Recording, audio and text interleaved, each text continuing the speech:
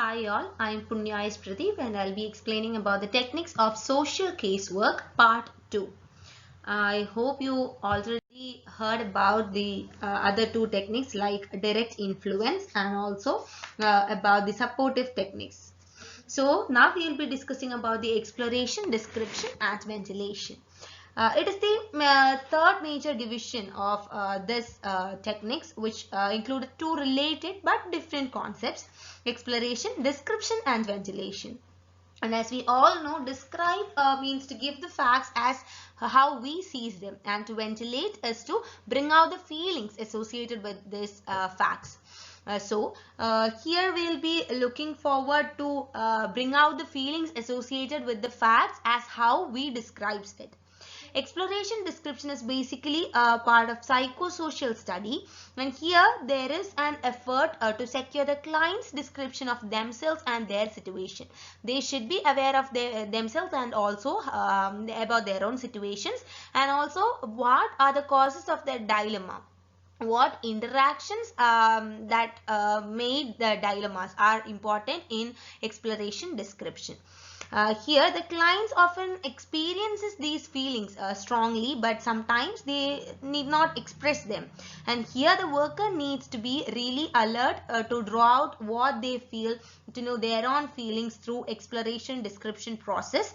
And we should respond in a way that how it will bring a soothness or like a relief to the client. If these feelings, if a feeling is existing, the worker should be aware to draw out these feelings so that the client will feel relieved.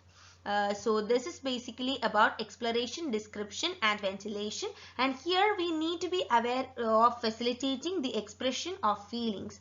Now we should make them able to express, and also we should like ask appropriate questions, like whenever the worker have a doubt while the client is explaining his or her problem, we should ask them appropriate questions so that they could talk on the topic more, and also our doubt also should be clarified, because any mistakes in our interpretation should not happen.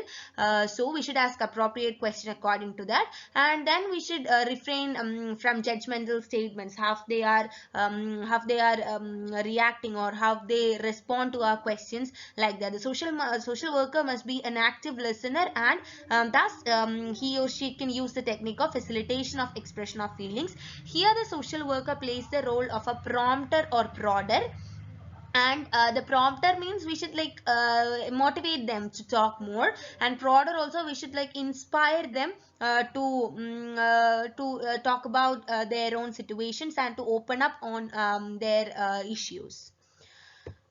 Now we shall look at some of the steps how we can help the client to express their own feelings. And basically, as a therapist, we can help the client by creating or improving their rules. Rules are basically like in a daily life we have certain rules in our personal and relationship life, and this may harm the ability of the client to express their own emotions, because we have been hearing that we will be like having concepts like we always have, the client must be having concepts like they always have an approval from others all the time. It is not like it is not necessarily so, because all the time sometimes everybody may not approve to our viewpoints, and there is a common belief that men don't cry, but that is really just as humans we all have the right to cry, laugh, we have the right to express our emotions.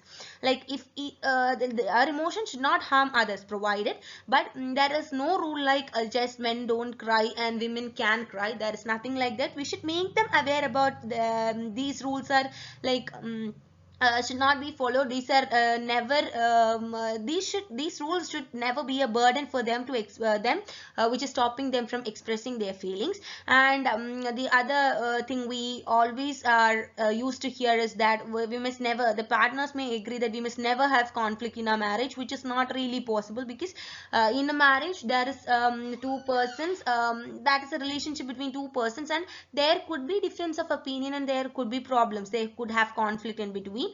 And also we always tell to your children that you should not challenge your parents, you should always obey, but necessarily it is not so, because they also have the right. If their viewpoint is correct as parents, parents could accept that too.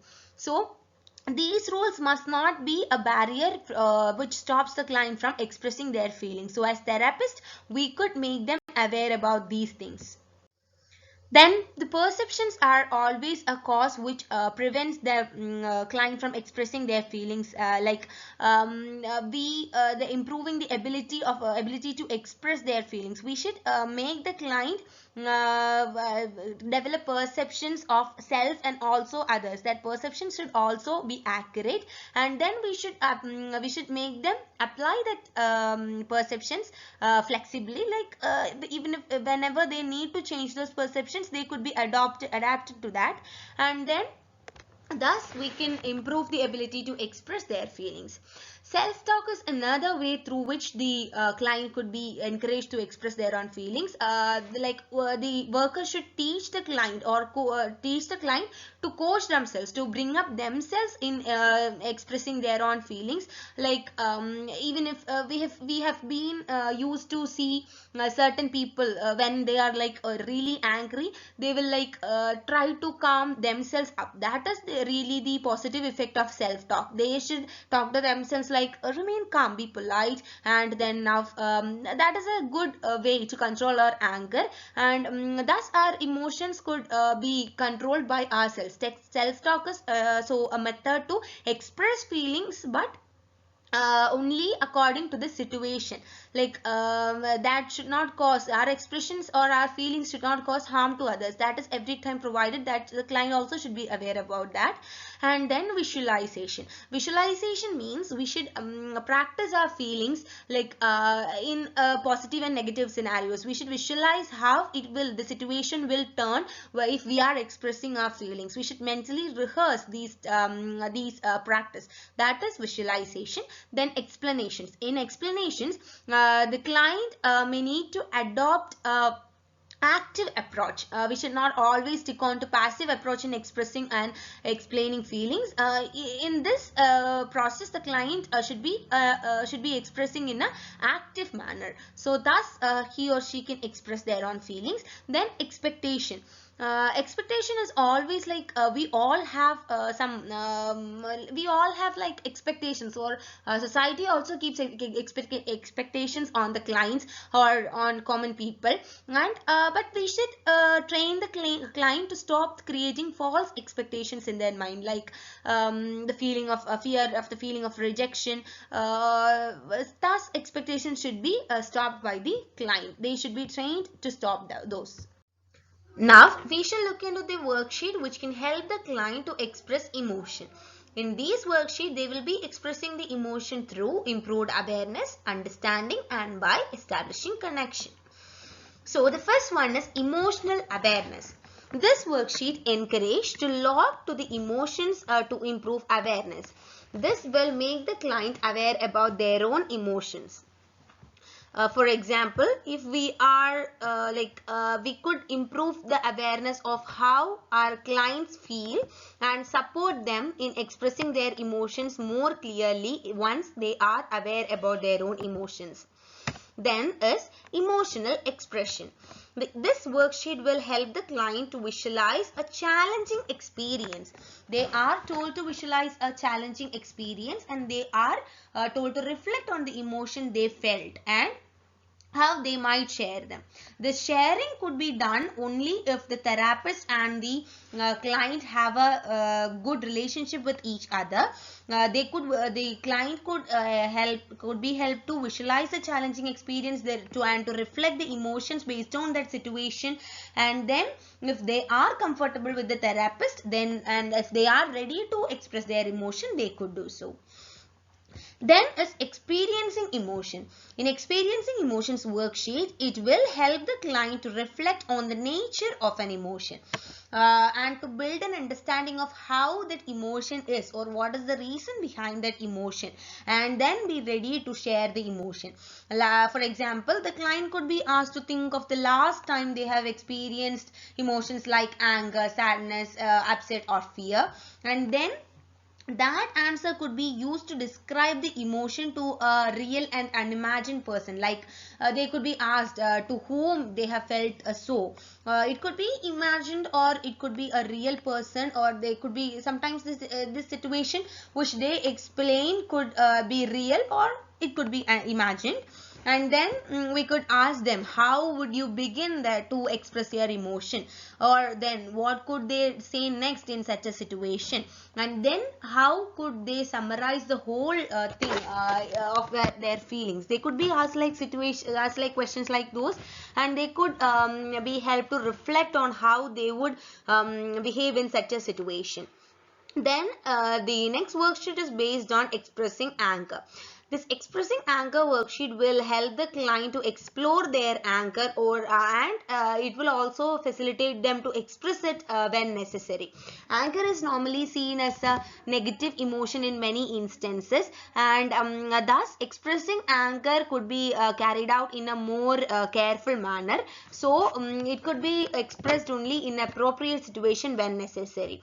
In this worksheet, we could ask the client to write down their feelings and help them to understand, so that they could become more comfortable with their feeling, and then they could help to identify what is reasonable and unreasonable. Is it appropriate to behave or express their anger in such a situation? Is that situation reasonable to express their anger? The client should identify the difference between these two, and they could be trained appropriately. Next one is to write a letter of self-compassion. This is to make the client forgive and refocus their own thinking to be more accepting, caring, or supportive to themselves and to others. And like letter of self-compassion, basically we should make the client write about what they have read about these emotions, or their own stories. Then they could recognize that everybody have the same emotions, even if we have certain emotions that we wish we could avoid, but those we can see them as separate from who we are and share them with others, showing our vulnerable side. It is to make them aware that it is okay to express their emotion, but we should be aware about the situation in which we are expressing those. Then the next one is emotional expression checklist. This is a brief set of questions to consider whether it is the right time to express how we feel. As I have already mentioned above, we should express our emotions according to the situation and considering the scenario. And here we can insist the client to write down these answer to these questions. Then considering these answers, if they are considering these answers, they should check. If they are not sure, wait to express their own emotion and express those emotions when we are more ready to do so. That is basically about these emotional expression checklist and these worksheet through which we can help the client to express their own emotions. Now we are moving to the next technique, that is goal setting and intervention. In goal setting and intervention, the first step is a motivation. This is a term which we hear closing with advice, which where a social worker may act as a motivator by advising or guiding the case or the client. In casework intervention, it is mostly referred to as influencing the client. We should, as a therapist or caseworker, we should influence the client to make course of action that is considered good and which has the capacity to solve the problem. But the decision should not be made by ourselves. It is the completely the freedom of the client to make the decision for their own problem, but we should just put forward some of the ways through which the problem could be solved. And we should make the client aware that they have that ability to solve their own problem. That is the main role, that is the main thing as a motivator, the main role the motivator must play. While we are used to a situation like mainly some of the clients will respond normally to have the social workers techniques of advising, informing, or imparting knowledge. which are done according to the line of action. But when the implication is where the implication arises when the emotional readiness to act in a new way will happen as a chain of reaction.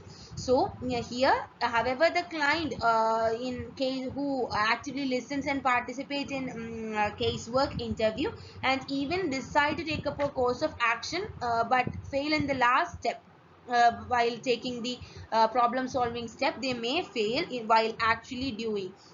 Up to decision making, they will be performing extremely good, but when these are put into action, sometimes there are chance for cases or the clients to fail in these.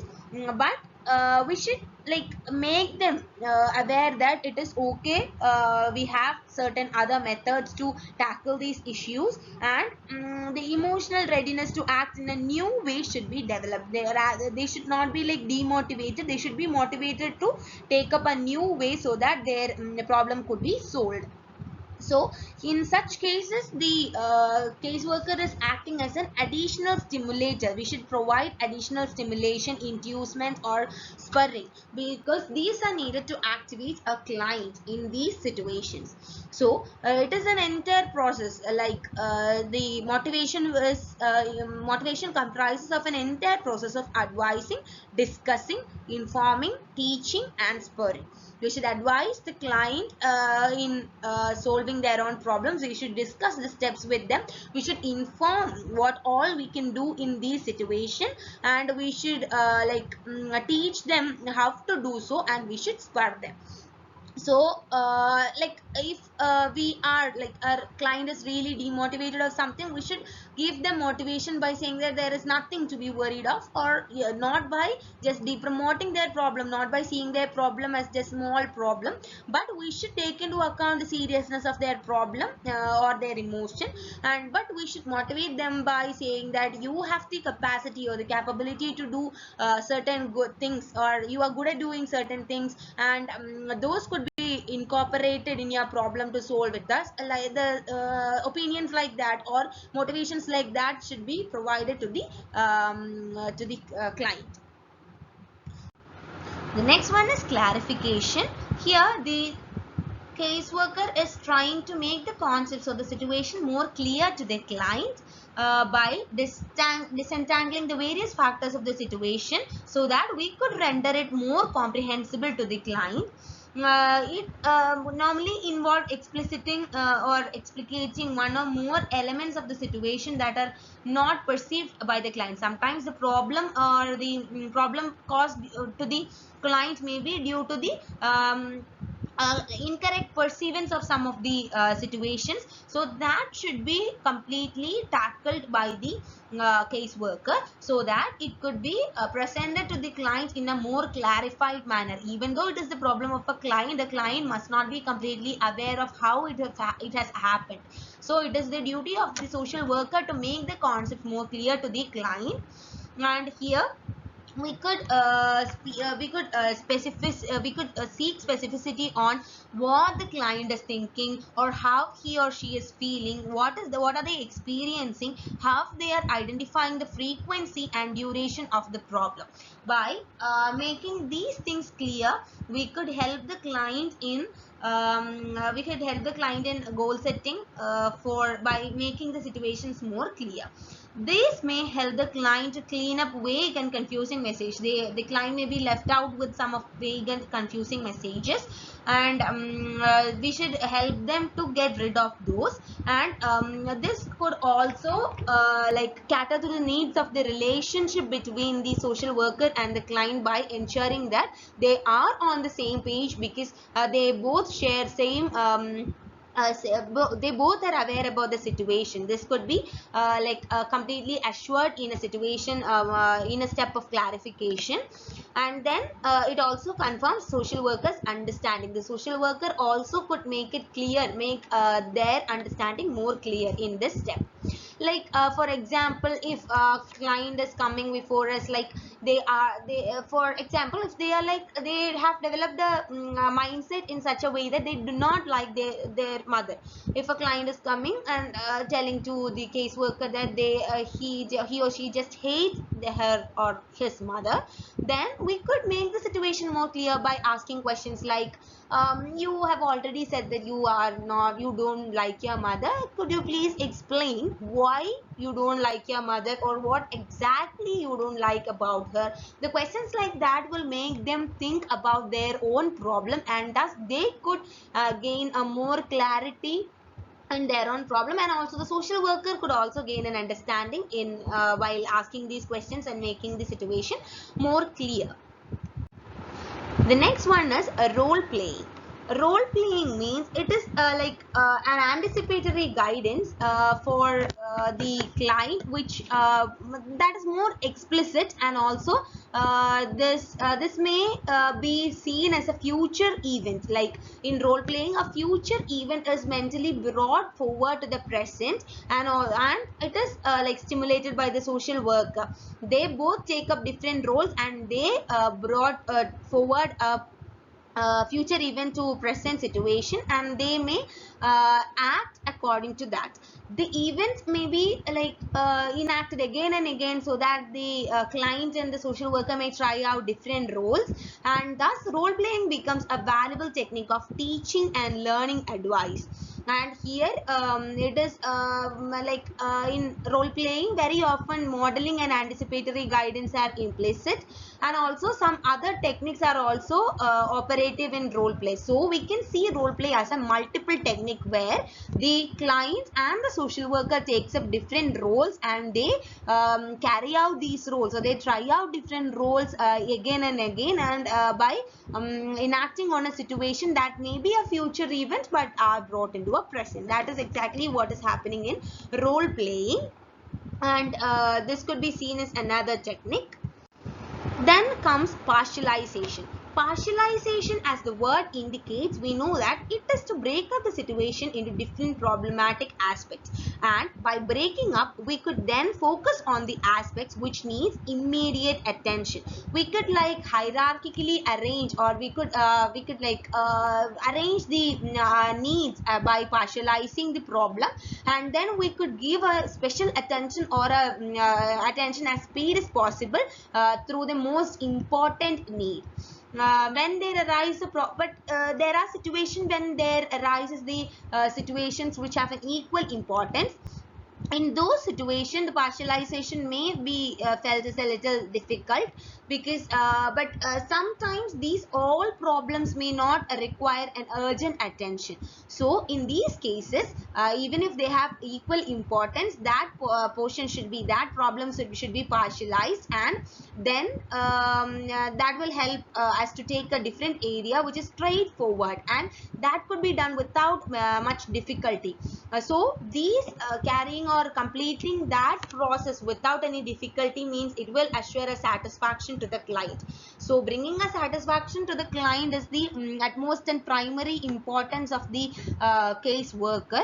So when there are situations which have equal importance, the case worker must partialize the problem and should take action which is straightforward and could be done without much difficulty, so that satisfaction should be brought to the client. For example, if there is a client who approaches us by stating that he have different problems, he have different family problems due to sometimes economic reasons, we should just look forward to that problem, and we could identify that their family problems are caused due to lack of money, poverty, or the unemployment. By partializing, we could see that the social worker or the case worker could see that if the client is able to find a job, this will reduce poverty, and through which their family problems could be solved. So partializing helps us to look into the matters which are like immediate need, which are the root cause of the problem, so that the main problem, the root cause of the problem could be solved, and thus it will bring a satisfaction to the client. Now Next one is interpretation. It is a skill which enables the social worker to go beyond the their own problem, the problem of the client, and this will help them help the caseworker to delve more deeply. So it is mainly, the interpretation is mainly seen as explanation of the client's behavior by dwelling into the psychological meaning.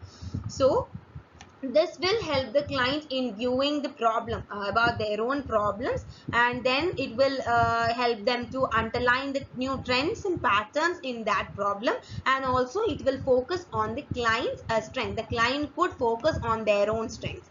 So through this we can view the client itself can view the problem in a more systematic way, and the social worker can also go beyond the stated problem. That is coming under interpretation.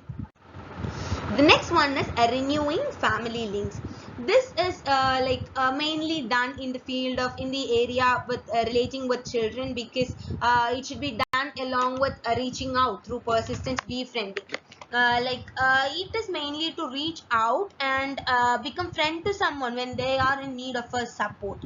That is mainly happening in renewing family links. As I have told you, this is happening in institutionalization of this is normally taking place where there is institutionalization, due to which there arises failure in keeping touch with children. A client who have been institutionalized in their past may have less contact with their own children. In such a situation, we can renew the family links so that the bond could be re-established, and thus emotional injuries could be prevented because their family ties are being re-established. This is a process of actually reaching out by making an effort to do something for other people. The social worker could reach out in such a situation, and this reaching out becomes more meaningful when there is a three-way communication in this situation, when between the social worker and a child, then the social worker and a child's family, and between the family and child. The utmost importance should be given to the connecting the link between the family and child, which is given the priority, and for what the caseworker is working on.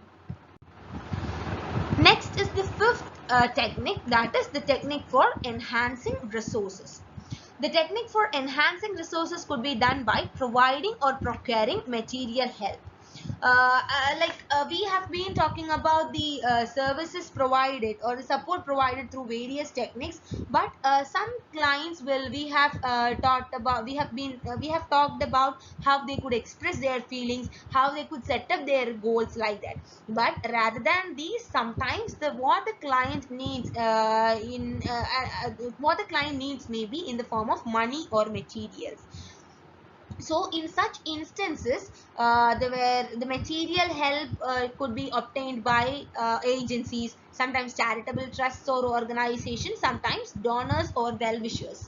The main thing social worker or as a caseworker we should do is to play the role of a mobilizer by mobilizing the resources which would help the client to satisfy their needs and to combat with their problems. In this case, the caseworker should be completely aware of the available resources in their surroundings, and also help the client to utilize these resources in the best way to tackle their own problems.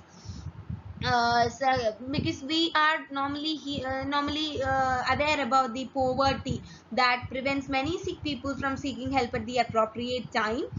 So economic deprivation, then destitution of a large part of population is like a common problem in which the social worker needs to deal with. So in these situation we have the